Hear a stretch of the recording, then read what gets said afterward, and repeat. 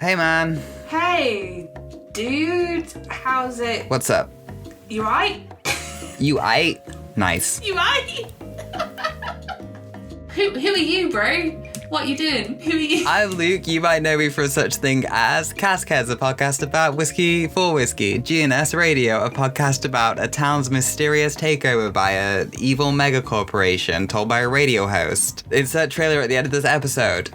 Stay tuned to the end of the episode for special trailers. Also, Caffeine Adult Games, a YouTube channel where we game.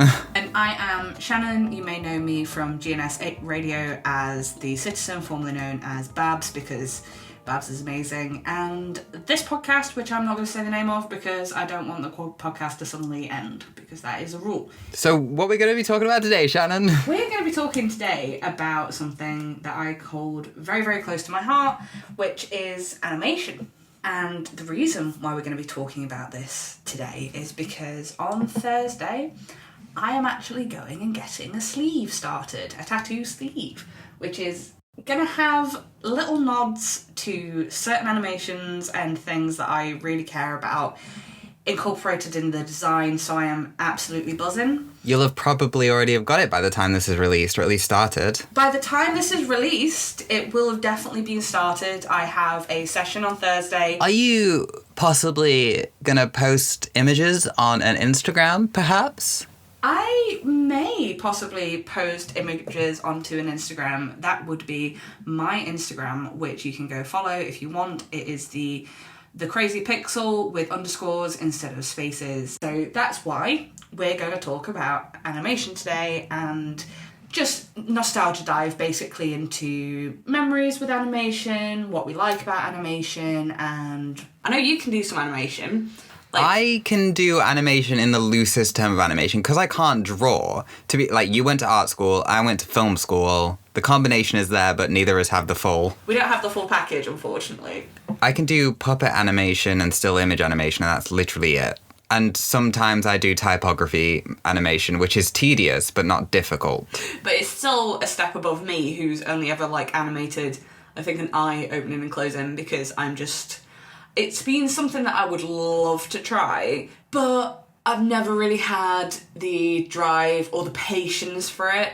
Do you know what I mean? Because obviously I understand that animation can take so much time, especially when it comes to, stop motion animation. Oh, I've done stop motion animation in college. It's my favourite type of animation, I think. Stop motion animation, where you have to physically move the puppets and take the picture, and then it just takes so much time and effort and love and care, and there's something just really satisfying about stop motion.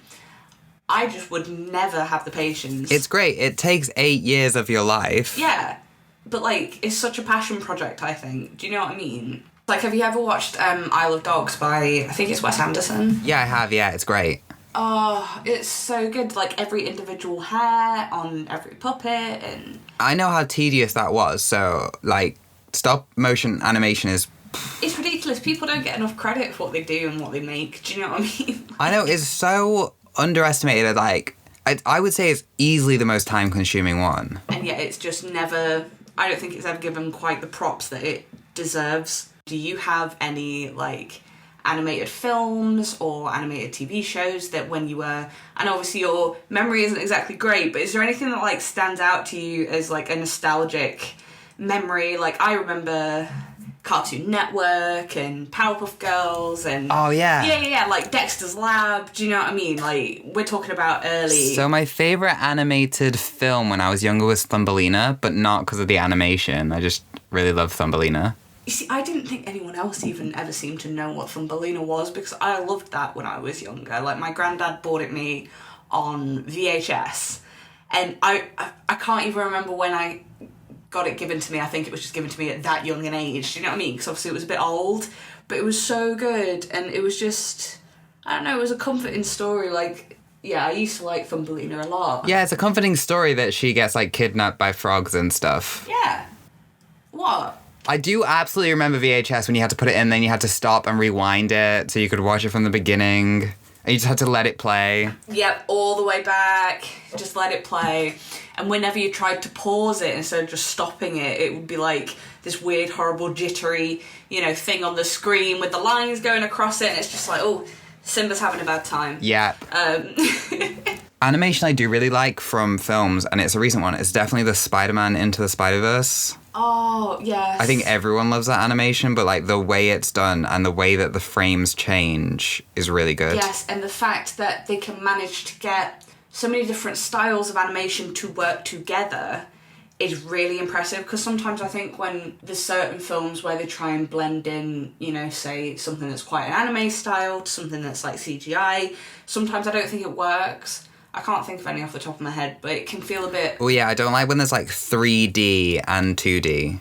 Yeah, that's something that I think can work well, but sometimes it just throws you off. Like, I can't say I don't absolutely adore Who Framed Roger Rabbit. Oh my gosh, I forgot about that film. That was so good. I used to watch that so much. I love that film. You see, I watched it a couple of times when I was younger, but it wasn't one I was obsessed with. So I've watched that film, like, probably at least 6 times in the past 8 years, compared to, like, twice for the rest of my life. And I can't help but just absolutely fall in love with it. You know what's really interesting? How, like, certain things stay with you. So, like, with Roger Rabbit, I've always got that quote of Jessica when she's like, I'm not bad, I'm just drawn that way. Yeah, like you said, she's not bad, she's just drawn that way. It's just about the creative idea. It's such... I love that comment, because it's literally... It says everything about her entire character in a way. Basically. And the way she's been perceived. Yes, she looks like this, but that doesn't make her a bad girl. That's just how she looks. Yeah, like, it's not her fault, obviously. It's just who she is. Like, it's just who she is. That's how she was made. But yeah, I've never seen the original, the Peter Jackson live-action Lord of the Rings films until, like, 3 years ago when it was pandemic time. Because I'd always just had, when I was growing up, my dad, he took me to Blockbuster really, really often. And in the bargain bin... I forgot about Blockbuster. See, Blockbuster for me was such a pivotal part of my childhood. Like, there was nothing for me that was more exciting than going on the weekend and picking out a game or a film that I wanted to watch and just taking it home for a few days. But in one of the bargain bins in the Blockbusters, there was actually a VHS tape of the animated Lord of the Rings by Ralph Bakshi. But yeah, I never watched the Lord of the Rings live movies because I just held on so dearly to the animated one that Ralph Bakshi made. And it's like, I haven't seen it since. I don't think I've ever watched or even heard of the animated Lord of the Rings. Oh my god. Right. So it's old. It's very, very old. And it's like a massive part of my childhood. So 1978 is when it was made. Like I said, it was 1978, and I believe it was Ralph Bakshi that did the animation for it. Because he was like, that was like the first time I ever heard his name, and I'm probably pronouncing it wrong because I'm terrible with pronunciation. I found him when I was younger, and then ever since I've just kind of like followed his stuff as well as I've got older. And I just think it's really interesting how I don't have many solid memories of like early childhood, but a lot of the ones I do have, they do kind of centre around animation and the comfort, you know, like Disney films when I was a kid, and then as I got a bit older, getting into like Studio Ghibli, obviously, in my teenage years, and just... Oh, Howl's Moving Castle, one of my favourite Studio Ghibli ones. Howl's Moving Castle is just absolutely... His room with all of the different parts of it and everything, and how it's all just moving and everything, that's... They just create, like, environments that just make you feel like they exist. Yeah. Do you know what I mean? And that is something... Because I love Disney, okay? I loved Disney as a kid. Lion King was my jam. But as soon as I found Ghibli, it was just kind of, like, more elevated, and you could tell that a lot more love and passion, I think, went into every single little detail of these films. Do you know what I mean? One of the first ones I watched was, I think it's Spirited Away. Yes. It scared me. It scared me, and the thing is, the reason why I quite like the Ghibli films is because there was always a bit more of a deeper message behind them. Do you know what I mean? They're not afraid to kind of teeter on the line where it's like acceptable for children, but also it's acceptable for adults. You know, it's got those deeper meanings in that I don't think you really notice when you're a child, that you kind of take more out of them as you get older. Because I mean, the message in House Moving Castle is definitely, if you dye your hair really bad, it's okay, you will survive. Yeah, I've had to take that lesson with me a lot in my life, you know, like... I have literally been through what Hal went through when he dyed his hair bad. Like, that happened to me and I related on a level. But, like, I remember when I first started, when I think Spirited Away was the first Ghibli film I actually physically bought. You know that moment when they go into the theme park and it becomes nighttime and all the spirits begin coming and emerging out of, like, the stalls and the food stands, and there's the boat with all the... Oh, my word. Just my jaw when I saw the light, how they captured the lights, and everything about that shot was just instantly, I was obsessed. You know what? I very specifically remember House Moving Castle because I was on holiday and it was on the TV, and I do believe It, like the film It, the old one though, was playing before it. What? So you just had Tim Curry playing Pennywise, and then all of a sudden it's like, oh, here, have House Moving Castle. Yeah, so I obviously couldn't handle it, and I walked away, and then when I went, like, downstairs again, that was on, and I was like, this is a weird...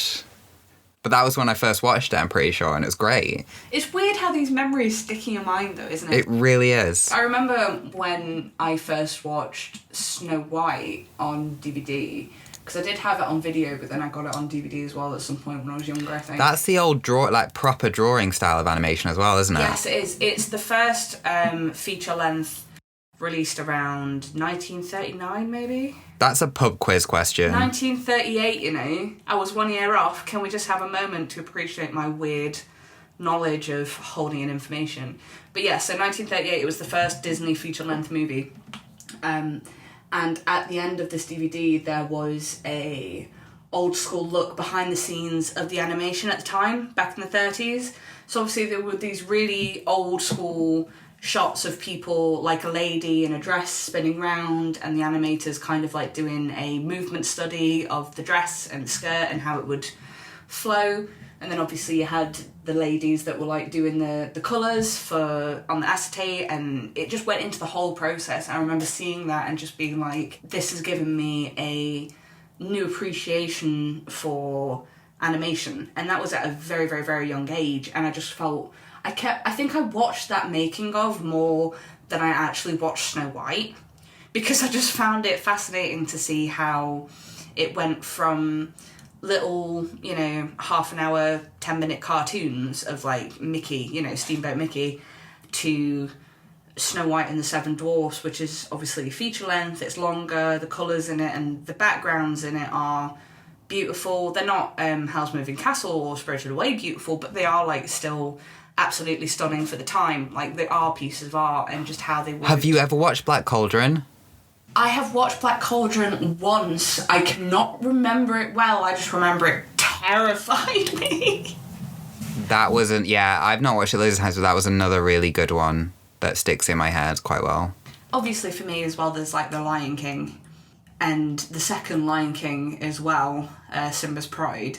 Obsessed as a kid with Lion King. I remember it, but it doesn't hit the same way that, like, Thumbelina and Rodger Rabbit and Sleeping Beauty do. Yeah, I think for me it does, just because it was such a comfort. As we know, Snow White, as we were saying earlier, Snow White made in 1938, you can still watch it today, and it still looks beautiful. It still looks pristine. Like, obviously they've done HD remakes of it, and they've improved and saved the animation, because obviously things like that do deteriorate over time. But the animation doesn't age. And that's the beautiful thing about animation. If you look after it and you preserve it... That's it. It doesn't age. I could take Snow White that was made in in 38, and if I, say, had a child down the line, if I want that kid to watch Snow White, they can watch Snow White and they'll get exactly the same experience that they got from it in 10 years that I got in the 90s. It's the same with, like, Lion King and Aladdin. Here's the thing, though.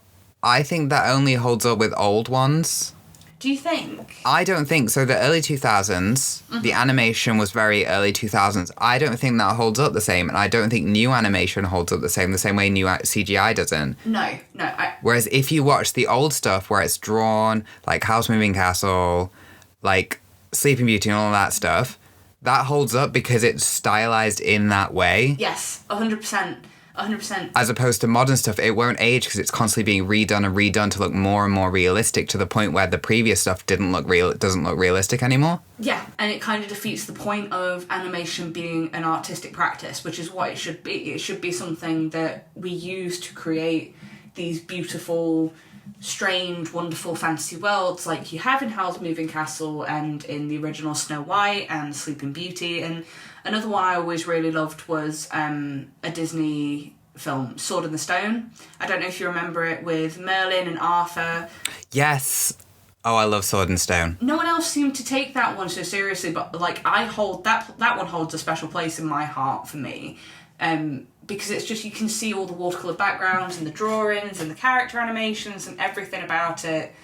I can still watch that today and it hasn't aged for me, I don't think.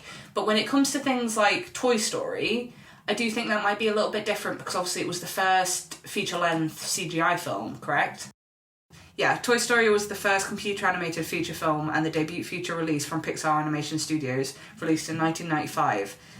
I think when it comes to Toy Story, obviously the CGI, that has aged badly. I don't think it's aged well. I mean, obviously it's Pixar, so there's still like a high level, but compared to your Sleeping Beauty, your Sword in the Stone, where it's been physically drawn, I don't think that's aged as well as, you know, the newer ones look amazing. Like the newer Toy Stories are beautiful, but it's the same way, and this is definitely going to be a out of the ballpark. Do you remember Stuart Little? Stuart Little, oh my word, that's a throwback. The mouse in Stuart Little hasn't aged well because that was like early 2000s animation that looked amazing back then, but now it's like, well... Yeah, but now it's like, oh no. But it's the same with like video games. I remember playing for like Grand Theft Auto Vice City when I was like 10. I shouldn't have been playing it, but I did. Anyway... And I remember seeing that and thinking, wow, this is the most detailed game I've ever played in my life. This is amazing. And then you put it in now and it's just like polygon faces and you just kind of... I remember that with the Lara Croft games. She was like 4 triangles, essentially. Oh, Lara Croft. But yeah, that's another thing in which games are getting very realistic to the point where the older ones that were realistic back then no longer look realistic now. Yeah, and they don't hold up, I don't think. Some of them... I mean, obviously, as you've gone through gaming history and, like, certain control schemes have just been, you know, set into being bog standard, you know, like, so you aim with your left trigger, you shoot with your right, whatever, that's kind of become adopted. Because before, it was just Wild Wild West, you know, one game would be one button, the next game would be the other button, as you do. But I think some older games, they just don't, as much as you have nostalgia for them, if you go back and play them now, they don't hold up. Like, they're too difficult to play. But I will say, animation style, in gaming specifically, is Little Nightmares, because that's such a... Little Nightmares! Specific animation, I think that will hold up. That is going to hold up, no issue. Like, I love that game. The animation style in that game, like the Tim Burton-esque, that whole game, it oozes atmosphere for me. And I think... It does. It oozes atmosphere so much more than Call of Duty shooting super realistic, like... Shooting and booting. Like, I'm just not... I love things like Little Nightmares and games that just have a style to them. Like Hades. Yes. Like, that is a game that the whole art style and aesthetic of it is just absolutely stunning, and I love the character designs. And I think that'll hold up as well, the same way that like Castlevania still holds up. Yes. Because it's not realistic and it's not meant to be. No, and that's what makes it beautiful. Like, I think as well, the Zelda games still hold up, you know, like Majora's Mask and stuff. I love the Zelda games. They still hold up. I believe they still hold up. Obviously, there's still some, like, janky moments with the controls, and because obviously some of them are older, But Yeah, but that's like mechanics. yeah, that's mechanics. When it comes to the actual style of it, they just always have this like weirdly comforting thing about them. Breath of the Wild was actually the first Zelda game I ever proper got into. Mine was definitely Wind Waker. Oh, you see, I've never played it. It's on the list. Borderlands, another game with very specific animation that will age well. Oh, yes, exactly. Borderlands. I love the Devil May Cry games. But the Devil May Cry games, it's another game. Like, the animation style is great. Yeah, Devil May Cry is another one that I think, style-wise, I don't know if it's going to age well because I have tried playing the third one since. And it's a bit too janky, but it's also pretty good, to be honest. Like, I still enjoy it, but it doesn't quite hold up as well. One of my favourite things in animation is always background details, so obviously Studio Ghibli, like I've said 101 times, like the background details, but Little Nightmares, the background details of that are really good as well, because the more you see, Little Nightmares is one of those ones that, like, you see stuff in the background that you can't focus on, obviously, because you're running through the game. Yeah, running, sprinting, trying to run away from the creepy janitor and the chefs. But there's little details. There's so many little details, and it just builds up this kind of atmosphere of what the moor is actually like. Like, you feel like you are 6, you know, you feel like you're this tiny young person in a place where essentially, from what I understand, is what the great thing about Little Nightmares is that the landscape is incredibly important to the storytelling, because obviously there's no voices in it, there's no speech in the first one. I don't know about the second one, but there is no speech. So the whole story is told through the environment and the animations. That's it. I really like it when animations build an environment. Yes. Did you ever play Limbo, where it's like the black and white 2D animation, it's just a silhouette? So that's exactly the same kind of thing as Little Nightmares, where it's like telling a story, but there's no speech. There is no speech. The whole story is told through the sound effects, the animation, and the environments, which is obviously impressive. Very impressive. I just wanted to talk about Breath of the Wild, because you know how they've done kind of the cel-shaded feel to it? Oh, yeah. A little bit. I don't think that is ever going to age poorly. Like, I think the animation style and the landscapes and everything about it, aesthetically, the music, I don't think it's going to age poorly at all, because it is just so perfectly polished and stylized, and it's just beautiful. But what's your favourite style of animation? My favourite style of animation? Of all the animation you've seen, which is your favourite kind? So, like, drawing or... This is such a hard question, because my brain instantly... There's the part of me that goes, oh, I adore the world of Howl's Moving Castle and Spirited Away. Everything about the animation style and the 2D aspect of it, and landscapes, the music, every single thing about Spirited Away is just... And Howl's Moving Castle as well. Like, Miyazaki films, they are... Is it Miyazaki? Is that his name? Yeah, Miyazaki. Let's just go with Miyazaki, because I'm pretty sure I'm pronouncing that right. H. Miyazaki, because I don't want to butcher his first name, because I respect him too much. But, yeah, everything about Howl's Moving Castle and, like, the care and the detail that go into that just makes me want to scream for that, because every single shot, you could take it and put it on a wall, and it would be a piece of art.